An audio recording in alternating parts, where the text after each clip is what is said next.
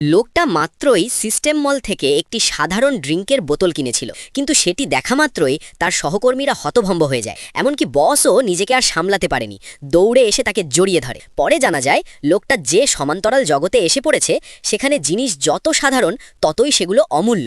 সেই কারণেই একটি সাধারণ ড্রিঙ্কই কোটিপতিদের পাগল করে দেওয়ার জন্য যথেষ্ট ছিল। 3 দিন পর হতে যাওয়া এক বড় বিজনেস কনফারেন্সে সবাইকে হারানোর জন্য বস সঙ্গে সঙ্গে $5 মিলিয়ন দিয়ে সেই ড্রিঙ্কটি কিনে নেয় এবং লোকটিকে নিজের পার্সোনাল অ্যাসিস্ট্যান্ট বানিয়ে ফেলে। এরপর সে লোকটিকে একটি পার্টির জন্য ড্রেস বেছে নিতে নিয়ে যায় একটি নামী পোশাকের দোকানে। সেখানে লোকটি দেখে কয়েকজন সেলসম্যান একটি কোড লক লাগানো স্যুটকেস খুব সাবধানে ভেতরে নিয়ে আসছে। লোকটার মনে হয় ভেতরে ড্রেস নিশ্চয়ই ভয়ঙ্কর দামি, কিন্তু যখন স্যুটকেসটি খোলা হয় সে পুরোপুরি হতবাক হয়ে যায়। ভেতরে ছিল মাত্র একটি সাধারণ প্লাস্টিক ব্যাগ। সেলসম্যান খুব গম্ভীরভাবে জানায় এটি নাকি হাইটেক সিনথেসিস প্রযুক্তিতে তৈরি এক বিশেষ ড্রেস। কৌতূহলবশত লোকটা সেটি ছুঁতে গিয়ে ভুল করে ছিঁড়ে ফেলে। সঙ্গে সঙ্গে দোকানের ফার্স্ট অ্যালার্ট লেভেল অ্যাক্টিভ হয়ে যায়।